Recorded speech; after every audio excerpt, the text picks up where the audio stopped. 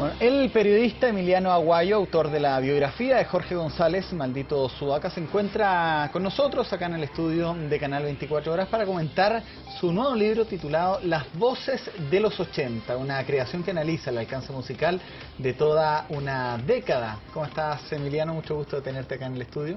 Hola, Cristian. Bien contento por el nuevo hijo. Así es, lo tengo yo acá en mis manos, Emiliano Aguayo, Las Voces de los 80, conversaciones de los protagonistas de este fenómeno pop rock. ¿De qué se trata? En algún momento, y tú lo decías en este libro Maldito Sudaca, converso con Jorge González de muchos temas, pero además de lo académico, porque él entró a licenciatura en música en el 83 a la Universidad de Chile. Y yo le pregunto por sus compañeros, porque se sabía algo que Pablo Ugarte había estudiado ahí mismo, que de UPA, o Roy Rodríguez, Banda 69. Entonces, le pregunto, ¿cómo era este ambiente? ¿Te recuerdas la serie Fama? Claro. Yo me imaginaba que estaba todo pasando. Y le un poco, a ver si podemos poner también un poco de música de fondo, porque la música de los 80 es súper característica, ¿no? Y vale la pena también ahí ambientar un poco esta entrevista con esa música. Para mover la patita. Y cuando yo le pregunto por estos nombres que compartían con él la facultad, él además me agrega otros. Y yo empiezo a descubrir que ahí hay otro tema.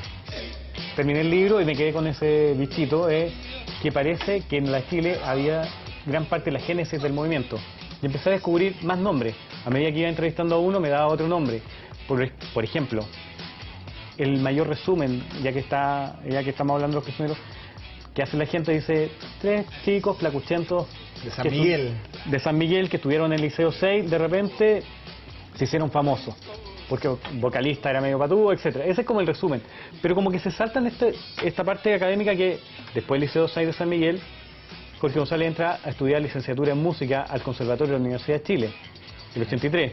Es compañero de Carlos Fonseca, futuro manager de Los Prisioneros, de Roy Rodríguez, futuro líder de Banda 69, de Igor Rodríguez, futuro líder de Aparato Raro, y uno de los Pinochet Boys, de Daniel Puente. Al año siguiente, en 1984, entra a estudiar Claudio Narea Sonido ahí, compañero de Andrés Bove, futuro Lele, y también Luciano Rojas. O sea, claro, por lo tanto, que tú descubres es la génesis de este movimiento, las raíces de este tronco que luego se conoce como la época ochentera también en nuestro país, que se debe también al momento político que está viviendo Chile, que prohíben también la música extranjera, pasa también con el rock argentino y todo. Hay toda una serie de condiciones que finalmente derivan en lo que se vivió en esa época. Exacto. Y es en lo que descubro, yo siento que la génesis, que tú mismo lo decías, que está como en la Universidad de Chile, no está solamente en esta como anécdota que siempre se contó de los 80, que estos chicos habían aprendido a tocar casi en el escenario, muy autodidacta, y no, yo descubro que hay una formación académica detrás, estudiando nada menos que en el conservatorio, que es doctor, digamos. Emiliano, entrevistas a 60 personas que tienen 21 proyectos de pop rock. ¿Cómo son esas? Lo que pasa es que yo divido el libro en 22 capítulos. Una introducción, donde comentamos lo que estamos conversando ahora, y además me meto en la historia de 21 bandas de pop rock. Para eso entrevisto a todos los líderes de las bandas. Y además siempre hay un baterista, un guitarrista de esa banda que también entrevisto, o un manager, o un periodista especializado, o un musicólogo. Por lo tanto, eso conforma más de 60 personas entrevistadas para hablar de 21 proyectos. Pero especialmente también para hablar de esta tesis que yo trato de poner en este libro, que es la génesis del movimiento pop rock. Está en la Universidad de Chile, pero no solo en la Universidad de Chile, también en la Universidad Austral, en la Universidad de Concepción, en el Conservatorio de Viña del Mar, en la Universidad Católica, donde están repartidos todos estos músicos de los 80, y que yo no lo había visto en ese cruce de información en ninguna otra publicación. Esta música de los 80, que ya lo decías, va más allá de Los Prisioneros, que son como el emblema, eso sí, de esa época acá en nuestro país. Lo lanzaste el libro en la feria, ya el día 27 de octubre, son 388 páginas. Sí, es bastante más. El próximo tendrá como 500, porque con Maldito Sudaca es como 300, ahora son como 400. Tiene hartas fotografías, por lo que yo Más revisaba. de 50 fotografías. Claro, un libro ya puede ser un libro de música sin imágenes. A mí no me gusta. Siento que cuando se habla de un concierto, se habla de una agrupación, es bueno ir viendo la imagen, y sobre todo pensando en quienes recién se meten en la historia de las bandas, que no conocen a estas bandas, o que no conocen esos conciertos. Claro, oye, con esta música de fondo faltan solamente las luces para las luces de neón. Tuviéramos la época ahí. A propósito de lo que tú me decías de la década, de este periodo político que es diferente al que vivimos hoy, siempre se dijo, por ejemplo, que estos chicos que hacían una música que no era como el canto nuevo ni como la nueva canción, casi vivían en una burbuja, porque mira lo que están cantando, como que se están abstrayendo de la realidad. Y lo que yo digo acá también es que, cuidado, son estudiantes de la Universidad de Chile, en pleno centro, en calle Compañía. Entonces están a 2 cuadras de la Moneda, están a cuadras de la Alameda, donde el 83 empiezan las grandes manifestaciones públicas contra la dictadura.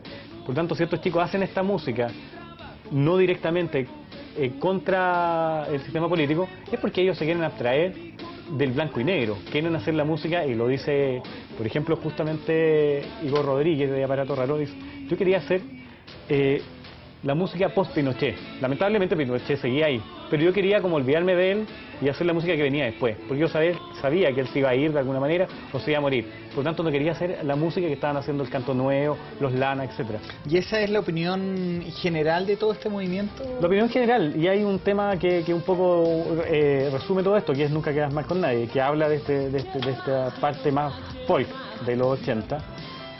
Hay una frase muy buena de Claudio Guzmán, que después tocó en QVP, que venía de la trova, que me dice, en algún momento decidí abrir los ojos, vestirme de colores y no seguir en blanco y negro con los ojos cerrados cantando con una guitarra a palo. Por lo tanto, yo no es que me atrayera de los problemas, ni me olvidara de lo que estaba pasando, sino que yo quería darle una alegría a este pueblo tan gris. En estas voces de los 80, que también, bueno, está Álvaro Scaramelli. Álvaro Scaramelli, hay otro. ¿Entrevistaste? Sí, sí, como te digo, están todos los líderes. Fue de los que más sobrevivió también ya en la con una muy buena carrera solista, claro. Incluso trayendo líderes de otras bandas a su banda de músicos. Claudio Millán, líder de Viena, después toca en la banda de Scaramelli, o Juan Ricardo Bailer, líder de Pie Plano, toca en la banda de Scaramelli. Por lo tanto, arma una tremenda banda Scaramelli después. Emiliano, ¿y cuánto te demoras en recopilar estas 60 entrevistas? Me imagino que tiene que ser un trabajo bastante extenso. Yo lo he promediado en 2 años, ya. Pero tú sabes que siempre hay un poco más, porque uno viene con un impulso anterior. O sea, primero estuvo Maldito Sudaca para poder hacer este. Además uno empieza a ver más videos, empieza a leer todos los libros de las publicaciones que han aparecido. Y en eso yo me doy cuenta que este definitivamente no es un libro más de los 80, sino que es el libro de los 80. ¿Por qué? Porque al ver eso y al ver publicaciones de los 80, cuando siempre se quedan en la anécdota del Fiat 600 cayéndose del terremoto, con el Papa, con Cecilia Boloco, con la bebida free, yo voy mucho más allá y en este libro casi no se nombran esas cosas. Porque se da a lo musical y especialmente, como ya se ha contado tanto de los 80, me voy a la prehistoria, a esos inicios, a esos proyectos abortados, hasta que aparece este grupo y su primer disco, cuánto cuesta en un país que ser músico, si nuestro hijo nos dice en algún momento quiero ser músico, uno igual miraría extraño. Imagínate querer ser músico, tuviese dinero, o como siempre se separó, de Plaza Italia para arriba, Plaza Italia para abajo, igual era complicado. En un país que no había escena musical, con toque de queda, sin música en vivo, o sea, todo mal, como no, claro. Estaba pasando. Bueno, ahora está esta serie de los 80 también que la ha traído a colación nuevamente a estos artistas que se hicieron bastante famosos en esa época. Yo te nombraba a Scaramelli, pero también está Pancho Puelma. Pancho Puelma, que está en el conservatorio ya con 6 años de piano. Por lo tanto, por eso es un poco lo entretenido de este libro, es que recoge también esa parte académica, no solamente cuando explota el proyecto, sino que se va a la prehistoria y uno descubre que no eran chicos solamente del colegio que aprendieron a tocar así muy rápido. Mucho estudio de por medio en universidades, en conservatorios. Scaramelli, por ejemplo, no estudiaba en la Universidad de Chile ni en el conservatorio, pero estudiaba en el único centro privado de música, que era el Centro de Música de Estudio Popular, el CEM, y estudiaba piano. Ya lleva 4 años estudiando piano. Por lo tanto, son historias que uno dice, Scaramelli, ¿de dónde aparece? Aparece de este Centro de Estudio de Música Popular. Eso mismo te iba a consultar, luego de tu entrevista, Emiliano, ¿cómo puedes definir por qué nace este fenómeno de los 80, luego de lo que se denomina como el canto nuevo? ¿Qué elementos socioculturales hacen que aparezca esta música? Nace porque no todo era canto nuevo, como muchas veces también uno pensaba, que no todo era Café del Cerro, que no todo era Peña. Estos chicos ya están haciendo música desde hace un tiempo, jazz rock, por ejemplo, y de repente aparece un personaje que es importante en la historia del pop, que es Carlos Fonseca. que había sido compañero de Jorge González en la universidad, que llama luego a Jorge González a que le preste los demos de la música que está haciendo, y él empieza con estos grupos, con Los Prisioneros, con Aparato Raro, y de ahí en adelante. También está en el primer proyecto de La Ley, cuando La Ley no tenía a Beto Cuevas como vocalista, sino que era una mujer, que era Chiar Bulú. Beto Cuevas aparece después. En el primer disco de La Ley, Chiar Bulú, ex nadie, es la vocalista. Por lo tanto, aparece Carlos Fonseca, que venía de Argentina, y estos chicos tienen la oportunidad de mostrarse cuando entra esta música argentina, gracias a lo que tú decías al comienzo, por esta guerra con las Malvinas, que los argentinos empiezan a escuchar más música en español. O si no, no hubiera podido nacer Soda Stereo, por ejemplo. Claro, que no tiene que ver, también como muchas veces lo hemos mitificado, que estos grupos nacen gracias a los argentinos, sino que gracias a los argentinos, estos proyectos en ciernes, la industria chilena los toma, porque aprovechan hacer el símil con los argentinos, pero estos grupos ya venían tocando. Eso es importante, porque muchas veces los Sudamerican Rockers se dice que los chilenos le copiaron a los argentinos, pero por lo que desprendo de tus palabras, no fue así. Eran proyectos en paralelo, o sea, los Prisioneros estaban haciendo música acá, Emociones Clandestinas estaba haciendo música en Concepción, Aterrizaje Forzoso en Valdivia, y eran músicos jóvenes que estaban escuchando música inglesa, música norteamericana, no estaban escuchando a los argentinos. Estaban encargando discos afuera con las pocas personas que podían viajar, estaban tratando de hacer radios en Concepción. Hay muy buenos ejemplos de radio universitaria que tocaban mucha música alternativa en ese momento. Por lo tanto, toda la influencia, la mayoría, casi nadie se influencia por los chilenos, ni el canto nuevo ni la nueva canción, primero. Y muy pocos se influencian de los argentinos, sino que casi los grupos que empiezan a aparecer del 87 en adelante, más o menos ya tienen los argentinos en la cabeza.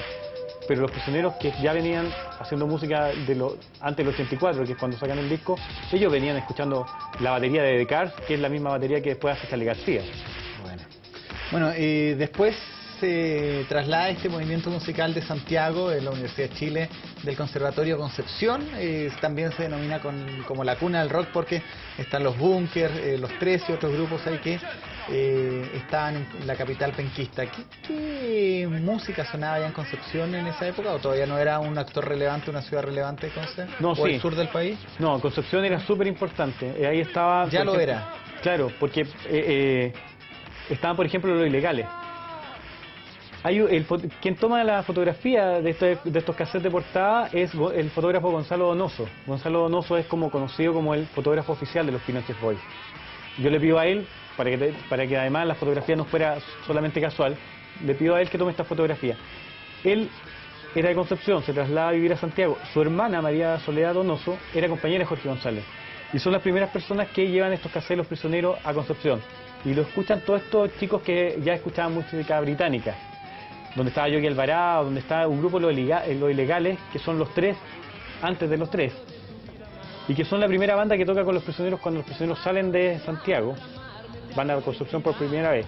Y este grupo de personas está Ricardo Mánquez, un estudiante de medicina de la Universidad de Concepción, que se convierte en el primer productor que lleva a los Prisioneros a Concepción. Por lo tanto, este grupo de Los Ilegales, donde está Álvaro Enrique, Yogi Alvarado, después de Emociones Clandestinas, este mismo Ricardo Mánquez, los hermanos Donoso, son un grupo que se sentaba, se juntaban a escuchar música con otras personas de la Universidad de Concepción, de la Universidad del Biobío. Emiliano, ¿en qué momento empieza a decaer este movimiento y termina ya por extinguirse?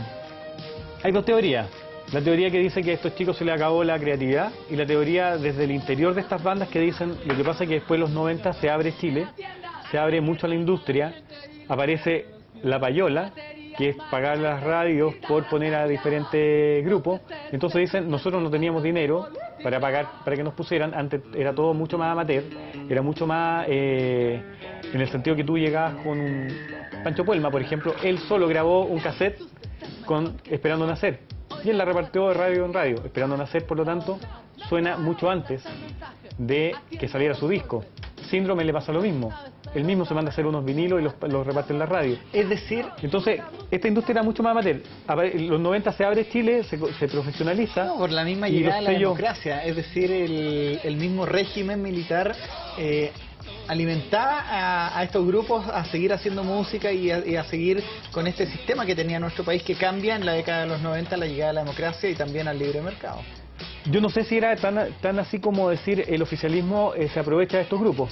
Puede ser, es una teoría. No que el oficialismo se aprovechara, sino que lo estoy haciendo el símil con las revistas que habían en esa época, que llega el 90 y no tenían a quién apuntar. O sea, se fue Pinochet. Claro, pero no todas las bandas, por ejemplo, Electrodoméstico, los prisioneros generalmente son vistos como políticos. Podemos dejarlo de lado, aunque yo siempre he considerado que son más social que políticos, por eso las letras siguen existiendo. Pero hay bandas como Cinema, como Pie Plano, Bandada, que no fueron políticas. Lo que, como te decía, lo que muchos dicen es que nosotros después no teníamos el dinero para pagar para que nos tocaran en la radio. Y llega todo el pop extranjero. O sea, claramente el sello venía y decía, quiero que me toquen a Michael Jackson todo el día, quiero que me toquen a Madonna todo el día. Por lo tanto, los grupos chilenos no tenían esa proyección. No tenían por dónde. No tenían por dónde porque además el productor o el ejecutivo del sello sabía que los grupos chilenos llegaban hasta acá, con este mercado. Que mientras Chile estaba restringido, funcionaba. Pero cuando Chile se abre, el mercado iba a seguir siendo el mismo, cuando en realidad a ellos les interesaba traer a grupos desde el extranjero con publicidad, con promoción. Los Prisioneros, bueno, tú conoces bastante bien su historia, has entrevistado varias veces a Jorge González, que es un hombre que no es fácil entrevistar ni pedirle entrevista.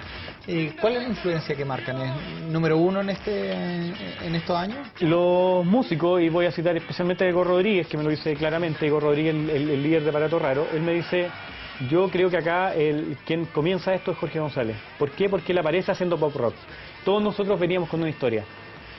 Aparato Raro hacía jazz rock. Venían de Evolución, de grupos con otros nombres, Ojo de Horus, después son Aparato Raro. UPA viene con Generaciones y con Marea Alta, que son grupos más folk, más trova, e incluso Pablo Ugarte hace trova en algún momento, antes de ser el líder de UPA. Claudio Guzmán, que después fue QEP, también venía en la trova. Por lo tanto dicen, no, aquí quien llegó y dijo esto es pop rock es Jorge González. Y todos los indican como el gran iniciador de este movimiento. No solo en lo musical, porque a lo mejor tú me puedes decir, es que nadie siguió haciendo la misma música de los prisioneros. Puede ser. Lo que pasa es que ellos, como son estudiantes de la Universidad de Chile, sus compañeros de otros cursos que luego armaron bandas, dijeron, cuando aparece el primer disco de los prisioneros, el primer cassette, la voz de los 80, dicen, mira, si ellos le hicieron, que son compañeros de acá del lado de la sala, ¿por qué no nosotros? Entonces la gran influencia de los prisioneros también, como grupo, no solo como Jorge González, es demostrarle a los demás, oye, nosotros también lo podemos hacer, también podemos armar un show bueno, sonando bien, o sonando como podemos sonar en este tiempo, porque todo el mundo dice, sonaban mal los grupos de los 80. Sí, pero no existía una o dos tiendas de música para vender. Hoy día vas al líder y te puedes salir con una guitarra sin siquiera haberlo pensado, pero en ese tiempo o encargaba instrumentos afuera o te iba a una o dos tiendas que estaban en Santiago. Mira, me están pidiendo que regalemos este libro, pero los periodistas no vivimos de regalar libros, así que la pregunta va a ser otra. ¿Dónde se puede comprar pronto? Ya lo encuentran en la Feria del Libro, me imagino. Por ahora está en la Feria del Libro y en la Feria del Libro está a 10.000 pesos. Y lo que me decía la gente de la editorial que no se sabe si a la librería va a llegar un poco más caro. Por lo tanto, es casi un precio de promoción en la Feria del Libro, pero ya está llegando... No se puede vivir del amor, no se puede vivir de la caridad tampoco. Síndrome estuvo en el lanzamiento de este libro. Estuvo Claudio Guzmán, María José Levín, Iván Delgado y Síndrome, que además hizo un cover bien original de ¿Por qué no se van? El día del lanzamiento. Así que la gente lo pasó bien. Mira, Álvaro Muñoz me dice que los angulares de Concepción en rock de la voz de los años 80 dice Enrique, Basualto, Alvarado, Melo, Muñoz, Infante, Molina, Narváez, Lin y Manque. Absolutamente, que un poco los nombré yo y que el fotógrafo de las emociones clandestinas, por ejemplo, era el mismo fotógrafo que toma la fotografía de este libro, que es Gonzalo Donoso. Así que es parte de la historia de Concepción con los personajes que le acaba de nombrar. Y los hermanos Raúl. ¿Y en el norte? ¿Nunca ha sonado mucho rock en el norte o me equivoco? No hay ningún grupo que aparezca del norte en este movimiento. Porque siempre esto es como centro-sur. Claro. O sea, el más nortino que aparece en este libro es Pancho Puelma, que estudiaba en el Conservatorio de Viña. Viña es una comuna más de Santiago. Claro, claramente hay proyectos que se abortaron en el camino y puede haber alguno, pero de los que explotaron, que la mayoría está acá, no aparece ninguno. O sea, el más austral es Aterrizaje Forzado Valdivia y Pancho Puelma de Viña del Mar en el otro extremo. Mira, me están enviando fotografías ya, Reinero Guerrero, de Síndrome en la presentación del libro. ¿Por qué esta onda también de ocupar mascarillas? Síndrome es un caso bien especial porque él no es parte de todo este movimiento que estamos conversando, no está en estas universidades, pero sí está estudiando en el IAC Comunicación Audiovisual. Y él ya está haciendo trabajos como productor audiovisual, ya tiene un cuento él. Y de repente decide que él también podía hacer música y competir con Soda Stereo, con Los Prisioneros, casi como una talla con Los Hermanos, que lo dice. Y además le salen unas tremendas canciones que todo el mundo corea hasta hoy día, pero es como un poco más alejado del movimiento de chicos de carrete universitario. Es un poco más independiente. La banda de él nunca se conocen los músicos, siempre aparece como solo. Por lo tanto, es un proyecto un poco más distanciado del movimiento. Yo lo incluyo por su gran popularidad que tuvo, y la tiene hasta el día de hoy. Mató en la presentación con su antifaz. ¿Cierto? Me dicen que cuentes la historia de la Sala Elefante. La Sala Elefante... ¿Qué es lo que es eso, por favor? Es muy interesante porque es primera vez que aparece, al menos de lo que yo he visto y leído, en la historia del pop rock chileno. La Sala Elefante es una sala que está en el -2 del Conservatorio de la Universidad de Chile. Yo te decía un poco que el conservatorio es docto, por lo tanto si a Pablo Ugarte sabían que estaba haciendo rock, que estaba cantando rock, lo iban a echar. Si un músico de instrumentos del conservatorio en un pasillo está tocando cumbia, aunque sea por talla, lo pueden echar, porque es absolutamente una formación escolástica que no tranza con lo popular.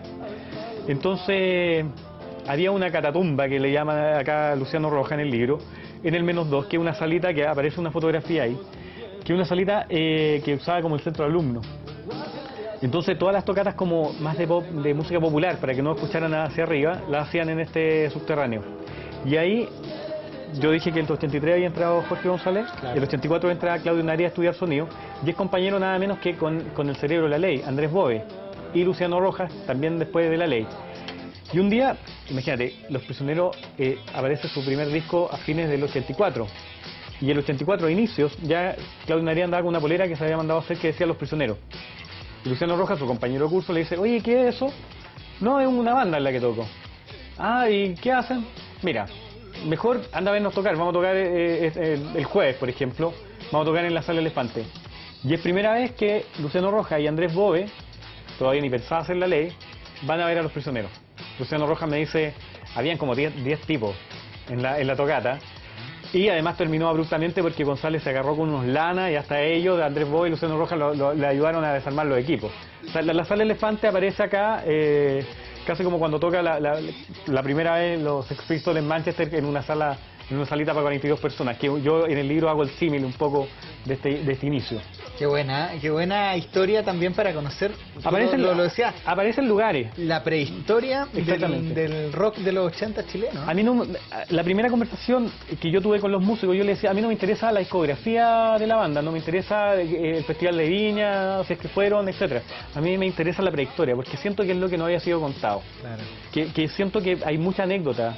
Yo lo digo en una parte del libro, siento que la dictadura también tapó muchos procesos sociales que lamentablemente después quedaron solo en anécdotas. Que un poco lo que yo te decía, del terremoto siempre se habla del Pía 600 cayéndose del Mapocho. A lo mejor hay algo más. A lo mejor hay algo más que seguir hablando del Aboloco de Don Francisco, de los 80. No, y a los que les gusta, por ejemplo, la serie que se transmite en el canal de al lado, se pueden también complementar con esto. Es un complemento en los 80 que vuelven y vuelven y vuelven como el eterno retorno. A mi señora, por ejemplo, le encanta la música ochentera, fiesta ochentera que hay, me lleva para allá y no solamente la música chilena, sino que todo este movimiento global que hubo. O sea, vuelven y lo que yo siento, y no sé si lo dije al comienzo, para dejar a lo mejor desde mi punto de vista, es que este no es un libro más de los 80. Cuenta una historia totalmente desconocida. ¿Venta en formato digital o solamente en papel? No sé qué proyectos tiene la editorial. Ya, porque ahora todo usted sabe que... Puede ser por Amazon en algún momento. Cuando firmas el contrato hoy día, firmas también por derechos digitales. ¿Ah, sí? No sé si la editorial lo pondrá en práctica en algún momento. Ya, pero usted ya firmó y por Firmé el contrato por un formato digital. Está bien. Porque la editorial en algún momento lo decide. Me vuelven a preguntar gente que se enganchó entre medio de la entrevista, ¿dónde lo están vendiendo y el valor aproximado? Esta semana en la Feria del Libro, en el stand de Rigle Editores, que está al comienzo, ustedes entran, está toda la presentación de Ecuador. Hay muchos que leyeron Maldito Sudaca y me dice, por ejemplo... Es la misma editorial. No tengo la oportunidad ahora de poner los tweets en pantalla como antes, pero vamos a solucionar eso luego. Pero Paulina me dice que ella leyó tu libro Maldito Sudaca y que está muy interesada, por ejemplo, en adquirir eso.